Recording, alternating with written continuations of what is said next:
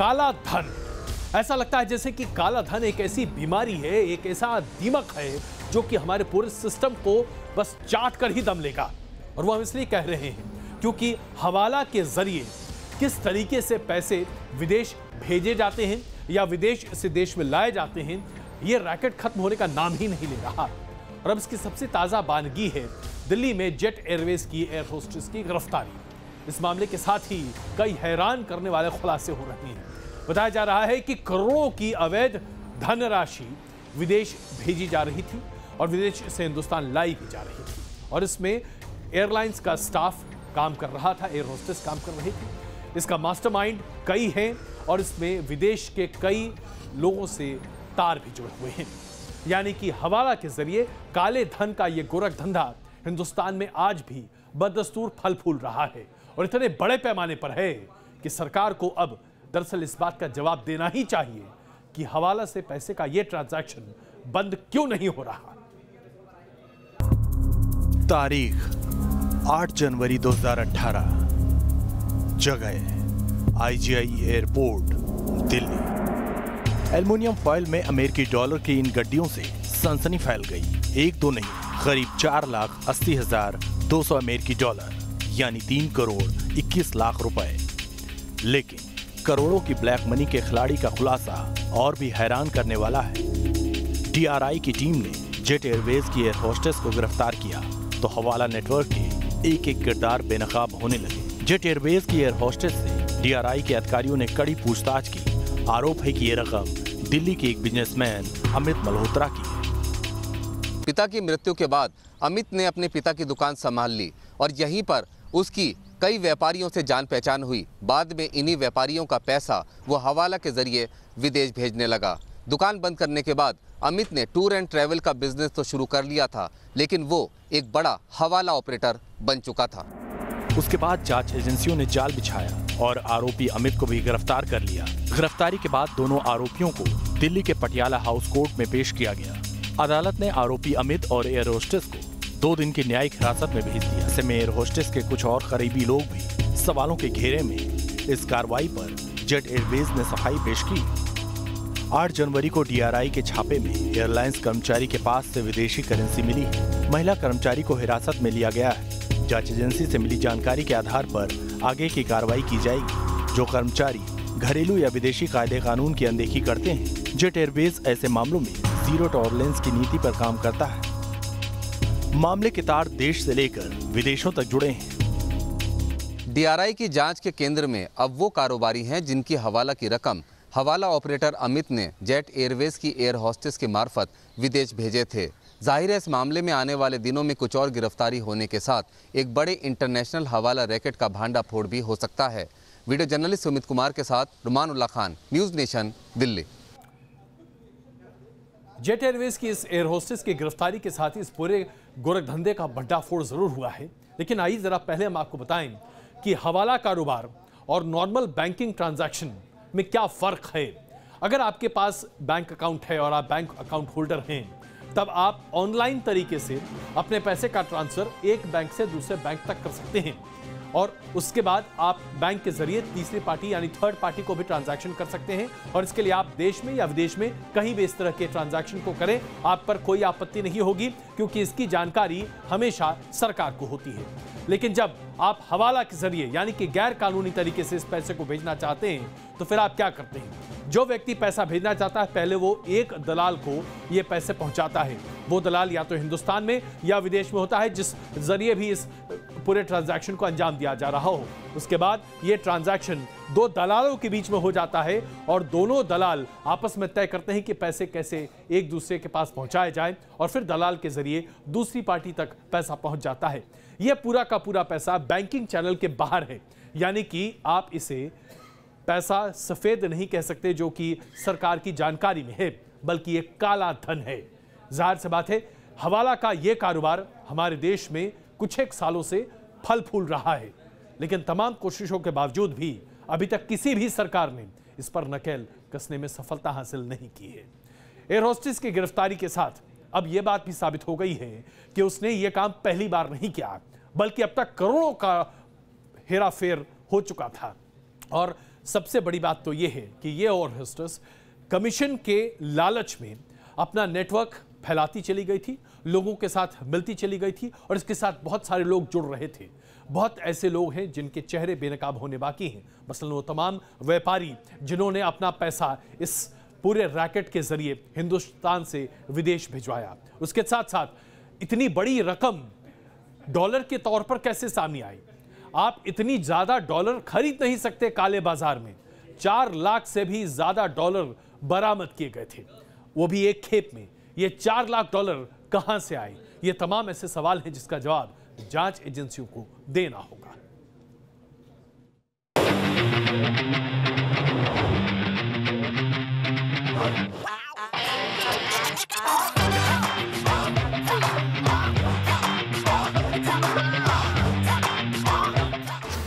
रातों रात अमीर बनने के अरमानों को पंख लगे तो उसने फ्लाइट को ही अवैध धंधे का जरिया बना लिया।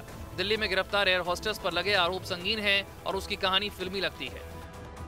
अगस्त 2017 यही वो महीना था जब हवाला कारोबार करने का आरोपी अमित मल्होत्रा जेट एयरवेज की फ्लाइट से हांगकांग से दिल्ली आ रहा था। वहीं उसकी मुलाकात आरोपी एयर होस्टेस से हुई। पूछताछ में उसने बताया कि फ्लाइट में एयर होस्टेस की हॉस्पिटैलिटी से इंप्रेस हो गया और फिर डिनर के बाद वो कैबिन में उसकी तारीफ करने पहुंचा। जांच एजेंसियों के मुताबिक सिर्फ 5 महीने पहले हुई मुलाकात कुछ ही दिनों में एक बड़ी डील में बदल गई। पूछताछ में बात सामने आई कि अमित ने एयर होस्टेस को एक ऑफर देते हुए कहा कि हांगकांग में उसके एक बिजनेस एसोसिएट को कुछ पैसे पहुंचाकर वो जल्दी पैसा कमा सकती है। बताया जा रहा है कि शुरुआत में अमित के ऑफर को एयर होस्टेस ने ठुकरा दिया, लेकिन जब अमित ने डेमो दिखाकर ये यकीन दिलाया कि पैसे ले जाने में उसे कोई तकलीफ नहीं होगी तो वो मान गई।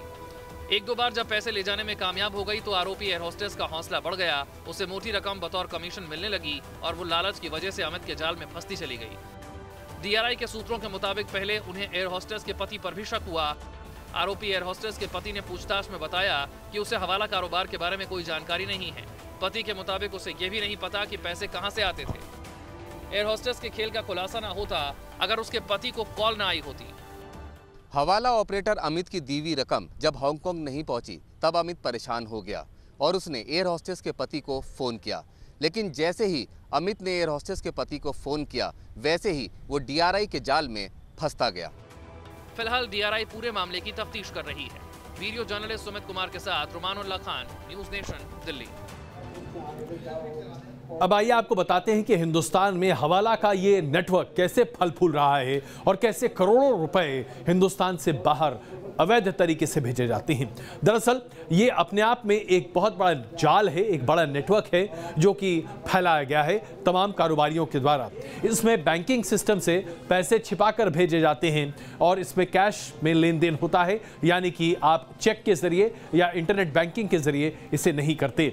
इसमें एक सीक्रेट कोड होता है जो कि एक हवाला ऑपरेटर, एक दलाल दूसरे दलाल के पास रखता है और पैसे एक दलाल लेता है, दूसरा दलाल उस पैसे को दूसरे देश में देता है और इस बीच में ये पैसों का लेन देन होता है। इस नेटवर्क में कई लोग जुड़े होते हैं जो कि इसमें अपनी तमाम भूमिका अलग अलग जगहों पर निभाते हैं। पूरा का पूरा मामला कैश के जरिए किया जाता है, पूरा लेन देन कैश होता है, इसलिए इसकी जानकारी किसी भी सरकार को न होती है, न तो हिंदुस्तान की सरकार को और न ही विदेश में दूसरी सरकार को इसकी कोई जानकारी होती है। दलाल इसमें कमीशन के तौर पर आमतौर पर भेजी गई रकम का 10% हिस्सा लेते हैं, यानी कि अगर आप 10 लाख रुपए भेज रहे हैं हवाला के जरिए तो फिर उसमें से 10% दलाल अपना कमीशन के तौर पर ले लेता है। और आइए अब जरा आपको दिखाते हैं कि किस तरीके से लाल किले में अब महायज्ञ की बात हो रही है। जी हाँ, ये बात अपने आप में आपको आश्चर्यजनक लग रही होगी कि लाल किले में महायज्ञ का आयोजन क्या है। दरअसल भारतीय जनता पार्टी लाल किले में महायज्ञ आयोजित कर रही है। खबर है कि भारतीय जनता पार्टी ने 2019 के लोकसभा के चुनाव में अपने तमाम खतरों को दरकिनार करने के लिए इस महायज्ञ का आयोजन करना अनिवार्य समझा है। इसके जरिए माना जा रहा है कि कम से कम बोलचाल की भाषा में भारतीय जनता पार्टी के नेताओं को फिर कोई पछाड़ नहीं पाएगा। अगले आम चुनाव में 1 साल बाकी है। बीजेपी की नजरें लाल किले पर 2019 से 2024 तक तिरंगा फहराने की है और इस मिशन को अंजाम देने के लिए लाल किले में ही एक खास धार्मिक कार्यक्रम के आयोजन की खबर है। सूत्रों के मुताबिक 2019 लोकसभा चुनाव के लिए प्रचार अभियान की शुरुआत में ही बीजेपी लाल किले में एक महायज्ञ का आयोजन करने वाली है। राष्ट्र रक्षा यज्ञ के नाम से होने वाला ये यज्ञ करीब 1 हफ्ते तक चल सकता है। यज्ञ के लिए संभावित तारीख 8 मार्च से 15 मार्च तक बताई जा रही है। बीजेपी सूत्रों के मुताबिक इसके लिए सिर्फ पीएम मोदी से मंजूरी का इंतजार है। सूत्रों से मिली जानकारी के मुताबिक भारतीय जनता पार्टी लाल किले के मैदान में 8 मार्च से 15 मार्च तक 108 महाकुंडीय यज्ञ का आयोजन कराने जा रही है। इस यज्ञ में लगभग 1000 ब्राह्मण और पुरोहित हिस्सा लेंगे। सूत्रों से मिली जानकारी के मुताबिक इस यज्ञ में पहली आहुति प्रधानमंत्री नरेंद्र मोदी देंगे और इस कार्यक्रम का समापन राष्ट्रपति रामनाथ कोविंद करेंगे। सूत्रों के मुताबिक राष्ट्र रक्षा यज्ञ में बीजेपी शासित राज्यों के मुख्यमंत्री, केंद्रीय मंत्री, सांसद और पार्टी के बड़े नेता भी शामिल होंगे। इस बात पर जोर दिया जा रहा है कि चुनाव प्रचार पर जाने से पहले हर बड़ा नेता यहां आकर संतों का आशीर्वाद लेगा। मार्च में होने वाले इस महायज्ञ के दौरान एक ऐतिहासिक घटना के 280 साल पूरे होने जा रहे हैं। मार्च 1737 में ही पेशवा बाजीराव बल्लाल भट्ट ने मुगल सेना को हराया था और लाल किले में मौजूद मुगल शासक को केवल 500 घुड़सवारों के दम पर 3 दिन तक बंधक बनाकर रखा था। इसलिए अब देखना होगा कि मार्च में होने वाला ये महायज्ञ 2019 में लाल किले पर बीजेपी का कब्जा बरकरार रखने में कितना मददगार साबित होगा। 2019 के सियासी महासमर में उतरने से पहले बीजेपी हर फ्रंट पर अपने आप को तैयार रखना चाहती है। इसीलिए बीजेपी ने लाल किले के मैदान में 108 कुंडीय महायज्ञ का आयोजन करने का फैसला लिया है, ताकि इस कार्यक्रम के माध्यम से सियासी लाभ उठाया जा सके। वीडियो जर्नलिस्ट कमल किशोर के साथ रविकांत राय, न्यूज़ नेशन, दिल्ली। लाभ होगा या नहीं ये तो कोई नहीं जानता, लेकिन भारतीय जनता पार्टी यज्ञ बड़े पैमाने पर करने जा रही है, जिसकी खबर हमने अभी आपके सामने दिखाई है। जाहिर सी बात है, इससे फायदा उठाने की कोशिश की जा रही है। लेकिन ये जो यज्ञ कराया जा रहा है, ये दरअसल क्या है? राष्ट्र रक्षा यज्ञ। इसमें देवी बगलामुखी का आवाहन किया जाता है और इसके साथ साथ ये बताया जाता है कि इसमें मां की आराधना से शत्रु नाशक, वाक सिद्धि और वाक विवाद में विजय होने की मान्यता भी प्राप्त हुए। ये कहा जाता है कि मां का मुकाबला ब्रह्मांड की सभी शक्तियां मिलकर भी नहीं कर सकती, ये मान्यता है और इसलिए इस यज्ञ को किया जाता है। माता बगलामुखी 10 विद्या में अष्टविद्या महात्री और मां बगलामुखी को माता पीताम्बरी भी कहा जाता है। तो ये यज्ञ है जो कि भारतीय जनता पार्टी करवाना चाहती है, जिसके जरिए वो कम से कम 2019 के अपने लोकसभा के चुनाव में अपना सब कुछ दांव पर लगा रही है, इसलिए सब कुछ करने को तैयार है। अब राजस्थान के कैबिनेट मंत्री जसवंत यादव की एक विवादित वीडियो भी सामने आ गया है। जसवंत जी साफ तौर पर कह रहे हैं कि अगर आप हिंदू हैं तो हिंदू पार्टी को वोट दीजिए, अगर आप मुसलमान हैं तो मुसलमान पार्टी को वोट दीजिए। अलवर लोकसभा में उपचुनाव में भारतीय जनता पार्टी के टिकट से मैदान पर खड़े जसवंत का ये वीडियो जब सामने आया है, तब से बात ये होने लगी है कि क्या अब पार्टियों का आधार धर्म पर हो गया है। बीजेपी नाम क्यों नहीं दोगे? बोले बीजेपी 700 हिंदुओं की पार्टी, इसका मतलब कांग्रेस मुसलमान है। तो जो हिंदू मुन देती है, मुसलमान अपने कांग्रेस दे दी, फैसला कर लिया राम। तो देखा आपने किस तरीके से जब राजनीति की भी साथ होती है तो उस पर धर्म कैसे बांटता है लोगों को। अब जरा कर्नाटक की बात कर लेते हैं। कर्नाटक में तो ऐसा लग रहा है जैसे कि सर चढ़कर बोल रहा है चुनाव। कर्नाटक में बीजेपी ने पूरे दमखम के साथ अपने आप को झोंक दिया है और जबानी जंग अभी से ऐसी तेज हो गई है कि मुख्यमंत्री सिद्धरामैया सीधे तौर पर सभी हिंदू संगठनों को आतंकवादी संगठन करार देने की बात कर रहे हैं। उनका कहना है कि आरएसएस और संघ परिवार के कई संगठनों में आतंकवादी शामिल हैं। ऐसे में पलटवार करते हुए भारतीय जनता पार्टी के अध्यक्ष ने कहा कि जो भी व्यक्ति इस तरह की बातें कर रहा है वो खुद या तो आतंकवादी है या फिर उसकी पार्टी आतंकवादियों की पार्टी है। बीजेपी ಕೂಡ ಆರ್ಎಸ್ಎಸ್ ಬಜರಂಗದವರು ಕೂಡ ಉಗ್ರಗಾಮಿಗಳಿದ್ದಾರೆ। ಯಾರೇ ಉಗ್ರಗಾಮಿಗಳಿಗೆ ಕೆಲಸ ಮಾಡಿದ್ರೆ ಅದನ್ನ ಸಹಿಸಲ್ಲ ಸರ್ಕಾರ। PFI ಇರಬಹುದು, ಬಜರಂಗ ದಳ ಇರಬಹುದು, ಯಾರೇ ಆಗಲಿ ಸಮಾಜದಲ್ಲಿ ಸಾಮರಸ್ಯ ಹಾಳು ಮಾಡ್ತಕ್ಕಂಥವ್ರು, ಸೌಹಾರ್ದತೆ ಹಾಳು ಮಾಡ್ತಕ್ಕಂಥವ್ರು, ಕೋಮುವಾದ ಮಾಡೋರು ಅವ್ರನ್ನ ಸಹಿಸಲ್ಲ। हमारे कार्यकर्ताओं पर अत्याचार बंद कर दीजिए। इस सरकार का आयुष्य लंबा नहीं है। जब भाजपा सरकार आएगी जेल के पीछे जाने की सब तैयारी कर दीजिए। ये जो सरकार है वो वोट बैंक की पॉलिटिक्स कर रही है।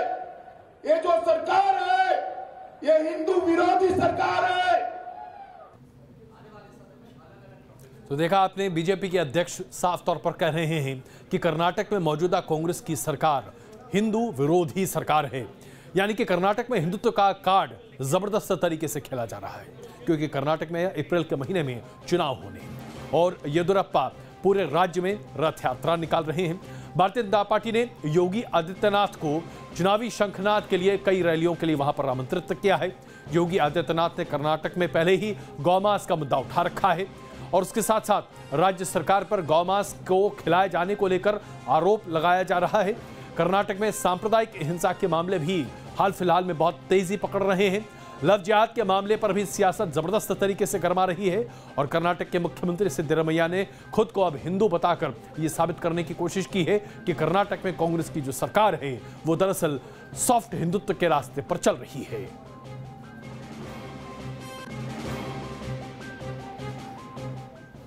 और अब बात करते हैं किस तरह से स्विट्जरलैंड में जबरदस्त बर्फबारी हो रही है। एक ऐसी बर्फबारी जिसे देखने के लिए लोग वहां पहुंच रहे हैं, लेकिन इस बर्फबारी से कहीं अलग वहां पर राजनीतिक गहमागहमी भी है, क्योंकि स्विट्जरलैंड के डावोस में उन तमाम विकसित देशों का सम्मेलन होना है जिसमें भारत भी हिस्सा ले रहा है। और भारत की तरफ से प्रधानमंत्री नरेंद्र मोदी इस सम्मेलन में न सिर्फ हिस्सा ले रहे हैं, बल्कि वो भारत को एक इन्वेस्टमेंट डेस्टिनेशन के तौर पर डावोस में लोगों के सामने प्रस्तुत करना चाहते हैं कि आइए और निवेश कीजिए हिंदुस्तान में। स्विट्जरलैंड की वादियां बर्फ से पटी पड़ी हैं, हर तरफ बर्फ ही बर्फ नजर आ रही है। तो कुछ दिनों बाद यहां लगने वाला है दुनिया के दिग्गजों का जमावड़ा। दावोस में विश्व आर्थिक मंच यानी WEF का आयोजन 23 से 26 जनवरी तक होगा। इस सम्मेलन को पीएम मोदी संबोधित कर सकते हैं। इसी दौरान पीएम मोदी और अमेरिकी राष्ट्रपति डोनाल्ड ट्रंप के बीच मुलाकात भी हो सकती है। दावोस में होने वाले सम्मेलन पर हर किसी की नजरें टिकी हैं, क्योंकि मौजूदा हालात में जिस तरह अमेरिका ने पाकिस्तान पर प्रतिबंधों की झड़ी लगाई है, उसके बाद मोदी और ट्रंप की मुलाकात बेहद अहम मानी जा रही है। माना जा रहा है कि मोदी और ट्रंप की मुलाकात के बाद पाकिस्तान पर और सख्त कार्रवाई हो सकती है। साथ ही आतंक के खात्मे की रणनीति को और पुख्ता बनाया जाएगा। पीएम मोदी और डोनाल्ड ट्रंप के बीच ये चौथा मौका होगा जब दोनों नेताओं के बीच शिखर वार्ता होगी। इससे पहले दोनों नेता पीएम मोदी के अमेरिकी दौरे, आसियान समिट और SCO समिट में मिल चुके हैं। Team news nation. दावोस सम्मेलन से पहले ऐसा लग रहा है कि देश में जरा आर्थिक मोर्चे पर कई सारी नई बातें सामने आ रही हैं और खास करके बजट से पहले भी। और ऐसे में बजट में क्या कुछ हो सकता है, इसे लेकर लोगों में बड़ा कौतूहल है। इससे पहले कि बजट सामने आए, मोदी सरकार ने अर्थव्यवस्था को रफ्तार देने के लिए कुछ नई घोषणाओं का ऐलान किया है, जिसमें सिंगल ब्रांड रिटेल में 100% FDI को ऑटोमेटिक रूप से मंजूरी दे दी गई है। यानी कि विदेशी कंपनियां अब निवेश करने से पहले क्लियरेंस के लिए इंतजार नहीं करेंगी। कैबिनेट ने एयर इंडिया के 49% शेयर्स को भी बेचने का प्रपोजल मान लिया है और इसके साथ साथ इसमें FDI अप्रूवल दे दिया गया है। मौजूदा समय में एयर इंडिया के पास तकरीबन 52,000 करोड़ का कर्ज है, जिसमें से 22,000 करोड़ रुपए एयरक्राफ्ट के लोन के तौर पर है, बाकी वर्किंग कैपिटल और दूसरी लायबिलिटीज है। जाहिर सी बात है, एयर इंडिया में निवेश के साथ ही ऐसा लगता है कि शायद ये पूरी कंपनी आगे बढ़ सकती है। इसके साथ साथ कंस्ट्रक्शन यानी कि रियल एस्टेट के सेक्टर में भी 100% विदेशी निवेश को मंजूरी दे दी गई है और इसके लिए अब सरकार से इजाजत लेने की जरूरत नहीं होगी। सरकार ने नीतिगत शायद तय किया है कि इनको नेशनल करियर की ज़रूरत नहीं है और बाहर फॉरेन एयरलाइंस आके नेशनल करियर को ले लें, वो शायद उचित नहीं होगा, क्योंकि एयर इंडिया की सिर्फ गुडविल नहीं है, एयर इंडिया की लाखों करोड़ रुपए की प्रॉपर्टीज़ हैं देश के अंदर, चाहे बम्बई में, दिल्ली में, पूरे देश के अंदर हैं। कंस्ट्रक्शन में, रिटेल में जो FDI सरकार ने अलाउ किया है, ये सब ऐतिहासिक कदम है। ऐसे भी अपने देश की इकोनॉमी बहुत अच्छी हालत में है और इस कदम से और मजबूती मिलेगी इकोनॉमी को। आज से 4.5 साल पहले इंटरनेशनल बाजार में, अंतर्राष्ट्रीय बाजार में क्रूड की कीमत $150 प्रति बैरल हुआ करती थी और उस वक्त डीजल की कीमत दिल्ली में हुआ करती थी 48 रुपए प्रति लीटर। आज अंतर्राष्ट्रीय बाजार में क्रूड की कीमत है $60 प्रति बैरल और दिल्ली में डीजल की कीमत है 60 रुपए प्रति लीटर। यानी कि आज से 4.5 साल पहले दोगुने से ज्यादा कीमत क्रूड का था, लेकिन हम पैसे कम दिया करते थे डीजल के लिए और आज आधे से भी कम कीमत पर क्रूड बिक रहा है अंतर्राष्ट्रीय बाजार में, लेकिन आम ग्राहक 12 रुपए प्रति लीटर डीजल के लिए ज्यादा दे रहा है। सवाल यह उठता है कि आखिरकार ये पैसे किसकी जेब से जा रहे हैं और किसकी जेब में जा रहे हैं? ये पैसे जा रहे हैं आपकी जेब से, पहुंच रहे हैं सरकार के पास, लेकिन सरकार इस पैसे का क्या कर रही है? क्या सरकार ने आज तक इसका जवाब दिया? कतई नहीं। हम आपको बस इतना बताना चाहते हैं कि डीजल की लगातार बढ़ती कीमतों से न सिर्फ देश की अर्थव्यवस्था पर बड़ा असर पड़ेगा, बल्कि आपकी जेब पर असर पड़ेगा, और वो इसलिए क्योंकि महंगाई आपकी कमाई को धीरे धीरे दीमक की तरह चाट रही है। तेल की कीमतों में महंगाई की आग और भड़क गई।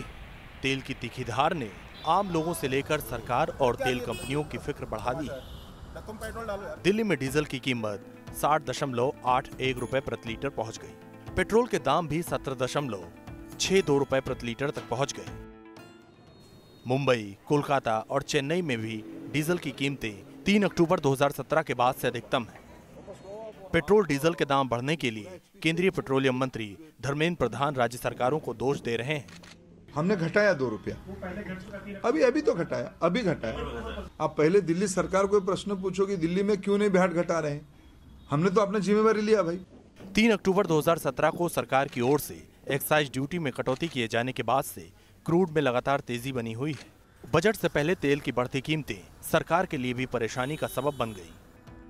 आपको बता दें कि चालू वित्तीय वर्ष में क्रूड ऑयल के $55 प्रति बैरल होने का अनुमान जाहिर किया गया था, लेकिन इंटरनेशनल मार्केट में क्रूड ऑयल की कीमत $75 प्रति बैरल से ऊपर पहुंच गई। मई 2015 के बाद से क्रूड ऑयल का ये सबसे ऊंचा भाव है।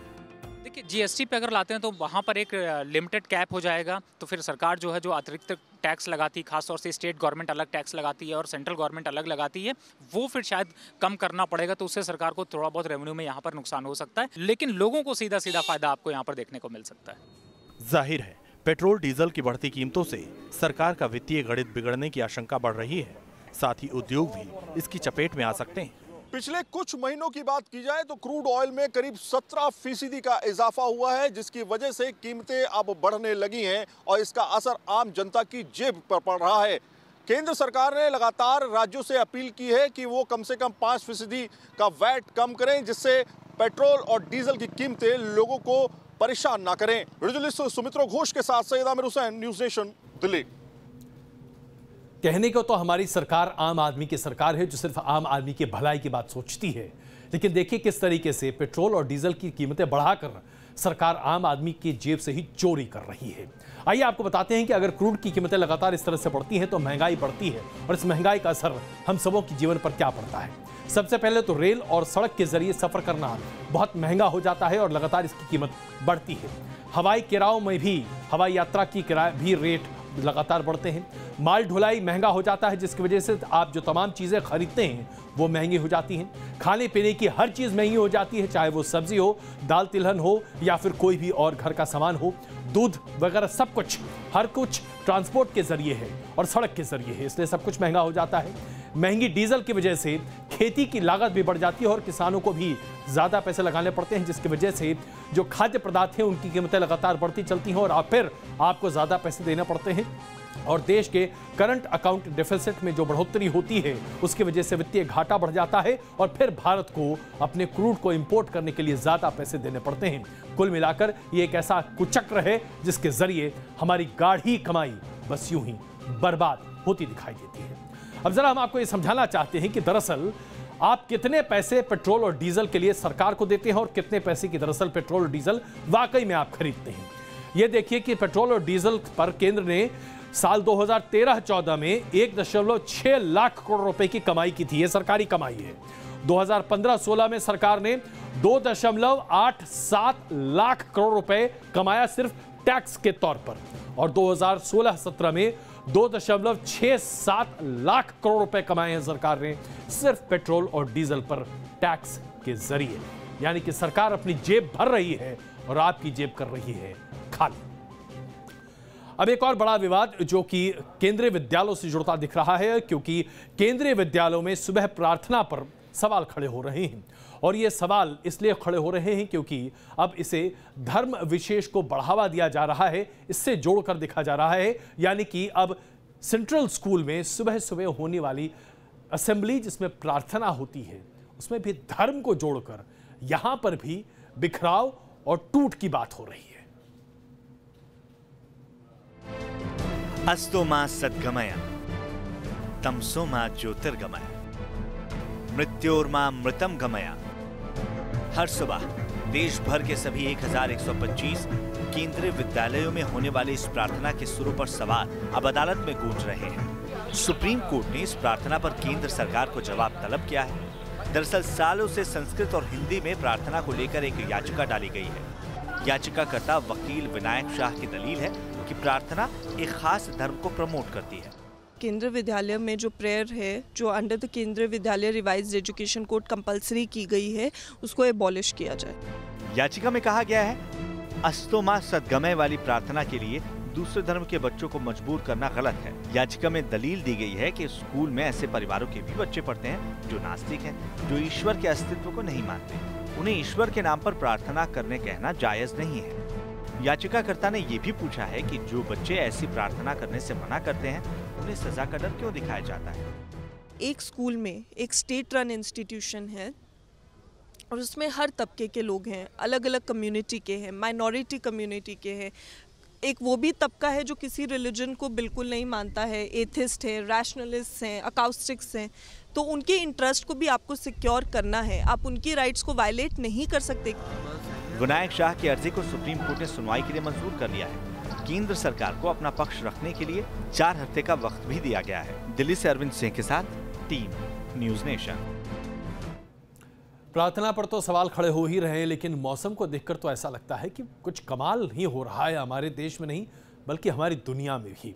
और वो इसलिए क्योंकि हम लगातार ये जानते रहे हैं कि अगर आज आप अफ्रीका की बात करते हैं तो पढ़ते चले आ रहे हैं कि दुनिया का सबसे बड़ा रेगिस्तान सहारा डेजर्ट के नाम से चर्चित है और यहाँ आपको कुछ नहीं मिल सकता। अगर आप वहाँ फंस गए तो मरने के अलावा आपके पास कोई रास्ता नहीं है।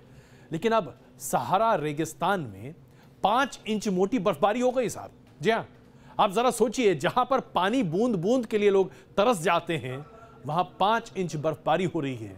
मौसम नहीं बदल रहा तो इसे आप क्या कहेंगे? ठंडा हुआ दुनिया का सबसे गर्म रेगिस्तान, लाल रेत पर बिछी सफेद बर्फ की चादर। हैरान करने वाली ये तस्वीरें सहारा के रेगिस्तान की हैं। सहारा डेजर्ट का गेटवे माने जाने वाले उत्तरी अल्जीरिया के एन सफेरा शहर में लाल रेत पर सफेद बर्फ ने डेरा जमा लिया। बताया जा रहा है कि यहाँ 16 इंच तक बर्फबारी हुई है। एल्टिल माउंटेन से घिरा अल्जीरिया का ये इलाका समुद्र तल से करीब 1000 मीटर ऊंचा है। गर्मियों में यहाँ का तापमान 48 डिग्री सेल्सियस तक चला जाता है, जबकि इस बार यहाँ सर्दियों में -10 डिग्री तक तापमान दर्ज हुआ। आलम यह है कि इस वक्त यहाँ आने वालों को कंबल की जरूरत महसूस हो रही है। उत्तरी अल्जीरिया के एन सफेरा में 40 साल में ऐसा नजारा तीसरी बार देखा है। करीब 38 साल पहले फरवरी 1979 में यहाँ कुछ घंटे तक बर्फबारी हुई थी।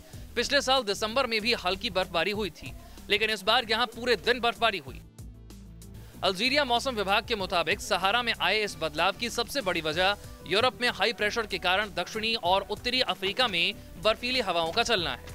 मौसम के बदलते मिजाज ने एक ओर सबको हैरान कर दिया है, वहीं दूसरी ओर इससे वैज्ञानिकों के उस अनुमान को बल मिला है जिसमें दावा किया गया था कि अगले करीब 15 सालों में सहारा रेगिस्तान फिर से हरा भरा हो जाएगा। Team news nation.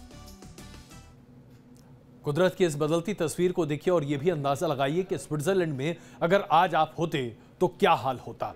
स्विट्जरलैंड में हमने आपको एक खबर दिखाई थी कि 13,000 लोग वहां फंसे हुए हैं। इन सैलानियों को वहां से रेस्क्यू कराना अपने आप में एक बहुत ही बड़ा काम है, लेकिन आखिरकार स्विट्जरलैंड में इन 13,000 यात्रियों को रेस्क्यू कर लिया गया, उन्हें बाहर निकाला गया है। आइए आपको दिखाते हैं कि स्विट्जरलैंड में बर्फ का अंबार कैसे है।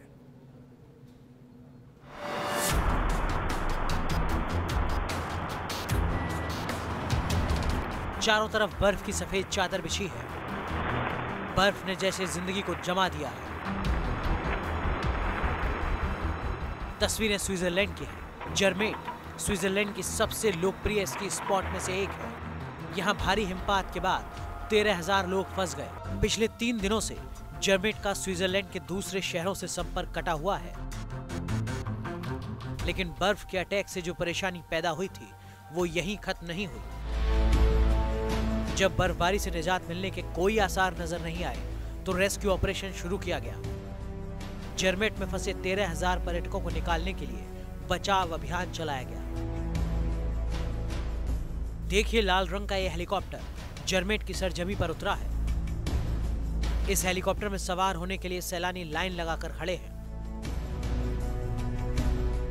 पर्यटकों के साथ उनके सामान से भरे सूटकेस और बैग हैं। इसी तरह हेलीकॉप्टरों के जरिए यहां फंसे पर्यटकों को बाहर निकाला गया। स्थानीय पर्यटन विभाग को कहना पड़ा कि भीषण बर्फबारी की चपेट में आए जर्मेट शहर में सैलानियों का आना जाना फिलहाल मुमकिन नहीं है। इस इलाके में पर्यटक फिलहाल बर्फबारी का मजा भी नहीं ले पाएंगे क्योंकि हिमस्खलन यानी एवलांच होने का खतरा है। Team news nation. और आइए बात करते हैं उत्तर कोरिया के सनकी तानाशाह किम जोंग उन की। माफ कीजिएगा। ऐसा बताया जा रहा है कि उसका एक अधिकारी यह स्पष्ट कर रहा है कि उत्तर कोरिया के निशाने पर जापान या दक्षिण कोरिया नहीं है, बल्कि उत्तर कोरिया के निशाने पर सिर्फ एक देश है और वो है अमेरिका।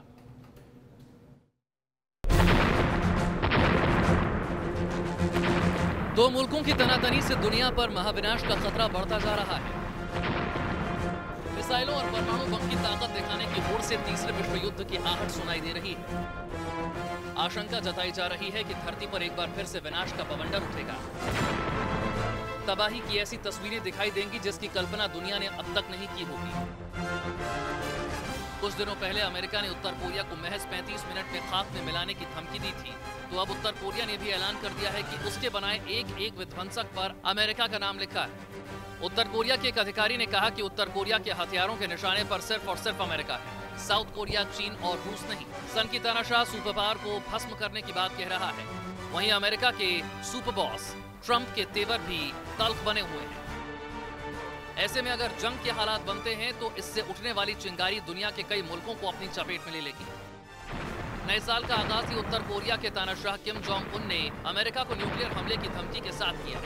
किम ने कहा था, पूरा अमेरिका हमारी मिसाइलों की जद में है, न्यूक्लियर बटन मेरे ऑफिस के टेबल पर है। उन्हें समझना चाहिए कि यह धमकी नहीं बल्कि सच्चाई है। किम के इस बयान ने अमेरिकी हल्के में खलबली मचा दी। अमेरिकी राष्ट्रपति ट्रंप ने भी उत्तर कोरिया में प्रलय का अल्टीमेटम दे दिया। कोई उन्हें बता दे कि मेरी डेस्क पर भी न्यूक्लियर बटन है, मेरा बटन उनसे काफी बड़ा और शक्तिशाली है और ये काम भी करता है। तमाम दबाव और प्रतिबंध के बावजूद उत्तर कोरिया लगातार अपनी ताकत का प्रदर्शन कर रहा है। मिसाइलों की ताकत को बढ़ाने वाला परीक्षण कर रहा है। उसके टारगेट पर एक ही मुल्क है और वो है दुनिया का सबसे शक्तिशाली देश अमेरिका। Team news nation. और अब अमेरिका से बड़ी दिलचस्प खबर सामने आ रही है। अमेरिका की मशहूर मीडिया हस्ती ओपरा विनफ्री इन दिनों बड़ी सुर्खियों में है। अमेरिका में इस बात को लेकर बड़ी अटकलें तेज हैं कि 2020 में राष्ट्रपति पद के जो चुनाव होने वाले हैं, क्या उसमें ओपरा विनफ्री उम्मीदवार के तौर पर सामने होंगी। हालांकि ओपरा विनफ्री ने इससे इनकार अभी तक नहीं किया है, लेकिन व्हाइट हाउस से एक बयान आया है जिसने इस खबर को और ज्यादा पुख्ता कर दिया, और वो ये है कि व्हाइट हाउस ओपरा विनफ्री जैसी किसी भी चुनौती का सामना करने के लिए तैयार है। ओपरा विनफ्री क्या वाकई में राष्ट्रपति पद की उम्मीदवारी के लिए सामने आएंगी, और अगर आएंगी तो वाकई में बड़ा दिलचस्प चुनाव होगा। एक तरफ डोनाल्ड ट्रंप और दूसरी तरफ ओपरा विनफ्री। क्या अमेरिका में राष्ट्रपति का चुनाव लड़ेंगी ओपरा विनफ्री? क्या दूसरी पारी में डोनाल्ड ट्रंप को टक्कर देंगी ओपरा विनफ्री? यूं तो व्हाइट हाउस की रेस में अभी कुछ सालों का फासला है, लेकिन अमेरिका की मशहूर मीडिया हस्ती ओपरा विनफ्री के नाम पर सरगर्मी तेज है। गोल्डन ग्लोब्स अवार्ड शो में ओपरा विनफ्री के दमदार भाषण के बाद अब ये कयास जोरों पर है कि वो 2020 में होने वाले अमेरिकी राष्ट्रपति चुनाव में प्रबल दावेदार हो सकती हैं। अमेरिकी मीडिया रिपोर्ट के मुताबिक ओपरा के करीबी उन्हें अगला राष्ट्रपति चुनाव लड़ने की सलाह दे रहे हैं। ओपरा के 2 करीबी दोस्तों के हवाले से यह खबर दी गई। सोशल मीडिया पर ओपरा 2020 ट्रेंड होने भी लगा। ओपरा विनफ्रे की पॉपुलैरिटी पूरी दुनिया में है। पूर्व अमेरिकी राष्ट्रपति बराक ओबामा हो या फिर राष्ट्रपति डोनाल्ड ट्रंप, हॉलीवुड से लेकर बॉलीवुड तक ओपरा विनफ्रे के चाहने वालों की कमी नहीं। इस बीच व्हाइट हाउस की प्रवक्ता का एक बयान भी आया। डोनाल्ड ट्रंप 2020 के राष्ट्रपति चुनाव में ओपरा विनफ्रे का खुशी खुशी सामना करने को तैयार है। इस चुनौती का स्वागत है, चाहे वो ओपरा विनफ्रे हो या फिर कोई और। ओपरा विनफ्रे को 75वें गोल्डन ग्लोब पुरस्कार में सम्मानित किया गया। ये सम्मान हासिल करने वाली वो पहली अफ्रीकी अमेरिकी महिला है और अब इंतजार है उनकी नई पारी का। Team news nation. यह खबर चीन की है, जहां पर सड़क हादसे में कैसे बची बस सवारों की जान। आपको दिखाते हैं कि चीन के चांगझाओ में एक कार नियंत्रण से बाहर हो गई और सामने आ रही बस से टकरा गई।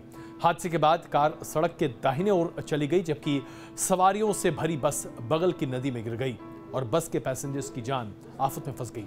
लेकिन तभी सड़क के दूसरे छोर पर खड़ी एक क्रेन के ड्राइवर ने बस पर देखा और उसके बाद उसने क्रेन को वहां दौड़ाया। फिर बिना देरी किए क्रेन को लेकर वह पहुंचा और बस में फंसे 4 पैसेंजर्स की उस क्रेन की मदद से जान बचाई गई। ट्रेन के ड्राइवर की सूझबूझ की वजह से इस बस में फंसे लोगों की जान बचाई गई। देखिए ये सड़क हादसा जो कि बहुत भयावह हो सकता था।